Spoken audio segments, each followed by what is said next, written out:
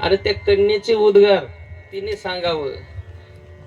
वंशाच्या दिव्या पायी नको पण ती विजवू आई. आपल्याला कळालंच नाही महाराज. अरे तो गर्भ आपल्याला सांगतोय उद्या तुझ्या गर्भाची ग चाचणी होणार ग. होत की नाही? मी सांगतोय म्हणून अहो हे सत्य होत. मुलगी आहे म्हणून सारे नाक मुरडणार. मुडत होते ना नाक. अरे पण त्या कन्येचं आयुष्य बघा. अरे आल्यानंतर बाप थकून भागून आला ना.